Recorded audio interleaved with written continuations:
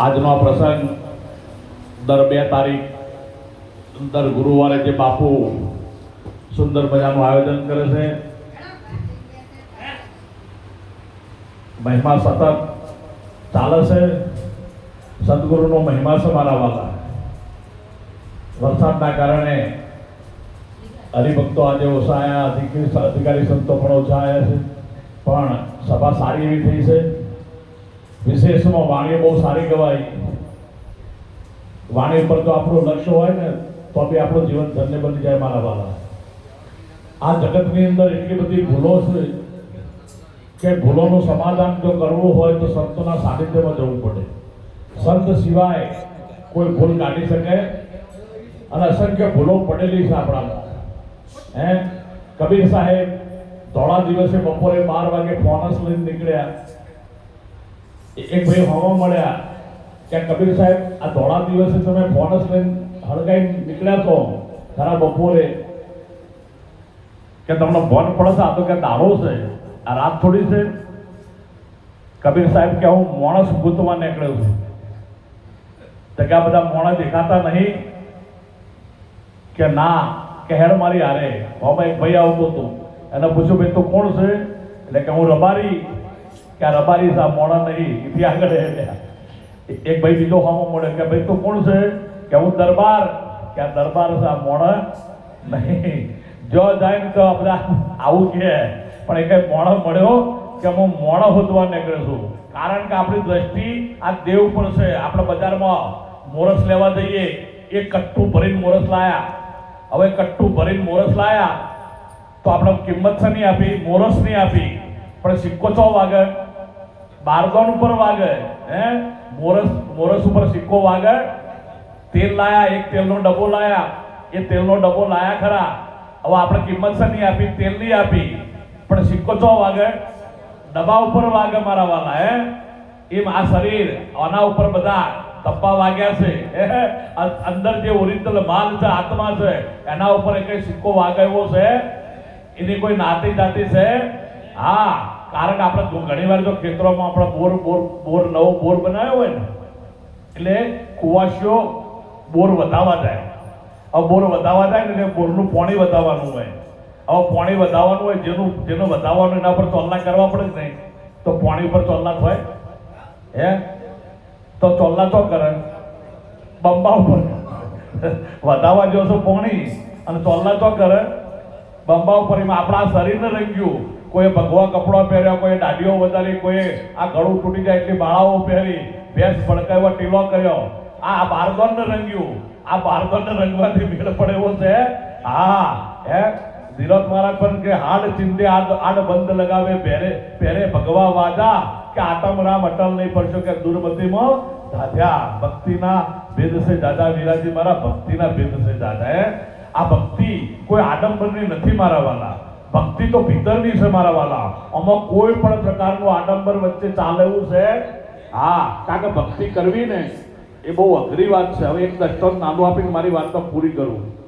4-5 ભક્તો ભજનમાંથી આવતા છે, હોકડું નેડ્યું, અને હમે એક બારવટીઓ આવે. આ બારવટીયાએ 4 ભક્તોને જોયા ને ઓમ કર્યું, આમ કે ઉભા રહ્યા. ક્યાં જઈને આવ્યા? કે અમે કે ભજનમાં ગયા હતા. કે કઈ જગ્યાએ? કે બાજુમાં. કે અમારા ગુરુ મહારાજની મઢુલીએ ગયા હતા. કે તમારા ગુરુ મહારાજને કહેજો કે મારે કે કંઠી પહેરવી છે. કે સારું, કે અમે અમારા ગુરુ મહારાજને વાત કરીશું.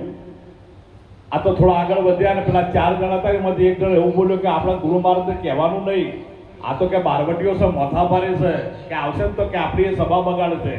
પણ એમાં એક સમજુ પુરુષ હતો, એ કે આપણે ગુરુ મહારાજને વાત કરવાની, ગુરુ મહારાજને કંઠી બોધવી છે તો બોધશે, નહીં બોધવી હોય તો ના પાડશે, પણ આપણે ગુરુ મહારાજને વાત કરવાની. બીજા દાડે ગુરુ મહારાજને જઈને વાત કરી કે એક પાર્વતીઓ અમને હોમો મળ્યો તો ને એને કંઠી બોધવી છે, કે ગુરુ મહારાજ કે લેતા આવજો.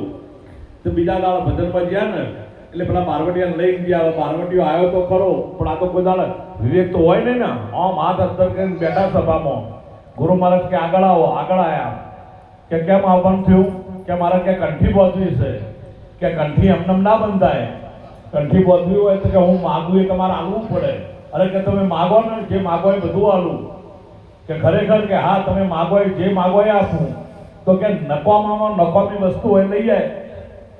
જે વસ્તુ નકામામાં નકામી હોય ને એવી જેમ લઈ જાય તા તો કે ગુરુ મહારાજ આવું શું માગ્યું કે હમણાં લાઈન કે ઢગલો કરી દો આ પણ કે લેતો તો હોય જેવા આમ બહાર નીકળે ને એટલે ગધેડું આરોપતું હતું ગધેડાના કોણ પકડ્યા એટલે ગધેડાને વાતા થઈ કે ભાઈ મારા કોણ કેમ પકડ્યા કે તું નકામું છે કે તને મારા ગુરુ મહારાજ થઈ લઈ જવું છે કે હું નકામું નહીં મારામાં કે 2 ગુણ છે કે ગધેડામાં ગુણ હોય કે હા મારામાં 2 ગુણ છે કે ઉકેડાના સોતા વેણી ખાઉં છું અને મારો ધણી મારી પીઠ ઉપર માલ મૂકે હોમાં ધણીને પોસ્તો કરું છું કે આ 2 ગુણ છે મારામાં પેલા છોડી દીધું પછી એથી આગળ હેડા એટલે કૂતરું હતું કૂતરું વસ્તુ હતું કૂતરાના કોણ પકડ્યા કૂતરું કે ભાઈ મારા કોણ કેમ પકડ્યા કૂતરાને વાતા થઈ કે તું નકામું છે તને મારા ગુરુ મારા પાસે લઈ જવું છે અરે કે હું નકામું નહીં મારામાં કે 3 ગુણ છે એટલે કે તારામાં કયા 3 ગુણ કે જે ધણીના ઘરનું ખાઉં છું એના ઘરનું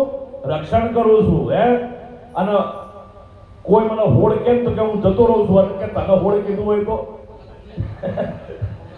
અને કે 12 મહિના સુધી બ્રહ્મચર્ય પાડું છું એટલે પેલું કે મારું કે વનામાં વાત તો સાચી છે મારી હરિયા એ કોણ થોડી આગળ હેડ્યા રસ્તામાં વિષ્ટા પડી હતી જેવી વિષ્ટા ઉપાડવા ગયો કે એ મને અડીશ નહીં એટલે કે તું વિષ્ટા છે કે અડીશ નહીં કે આવું કારણ શું અરે કે તારામાં કોઈ એવો ગુણ કરો કે મારા તો ગુણની વાત તો કરે છે કાલે કે સ્વામિનારાયણ મંદિરમાં મારા 56 ભોગ ધરવાના હતા અંકુટ ધરવાના હતા આ તારા 3.5 ફૂટનો સંગ કર્યો અને કે મારી આ દશા થઈ છે પેલો ત્યાંથી પાછો વળ્યો આઈ ગુરુ મહારાજના પગે પડી ગયો ગુરુ મહારાજ માફ કરો કે હું જ નકામો છું બુરા જો દેખને મેં ચલા બુરા ન મિલ્યા કોઈ ઓ દિલ ખોજા મુझ આપસા કે મુझसे बुरा न આ જગતમાં હોમી ઓગળી કરવા જઈશું તો 3 ઓગળી આપણા હોમું આવશે માટે સંતો ના પાડે છે કે સદગુણ સોતી લઈએ અવગુણ કદી ને કેના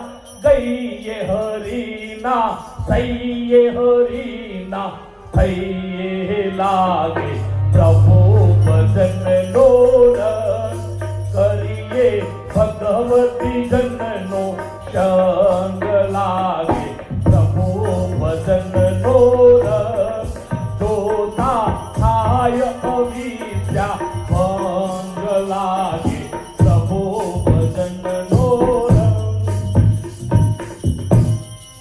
સંતો ના પાડું કે જગ જે કહેતે કહેવા દઈએ આપણે વહેતા સંગ હે કારણ કે ભજન કરવા માટેનો આપણો જે આ મનુષ્ય અવતાર મળે તો કોઈ સંગ એવાનો કરજો કોઈ ભગવતી જન હોય કોઈ સંત પુરુષ હોય મહાપુરુષ હોય કોઈ જ્ઞાની પુરુષ હોય એવાનો સંગ કરવાનો જો તો આપણે બેઠક કરાય આટલું બોલી મારી વાતનો વિરામ આપો આપણે અંબારામ બાપુને વિનંતી કરીએ એમને અમૃતવાણીનો આપણને લાભ આપે આવો બાપુ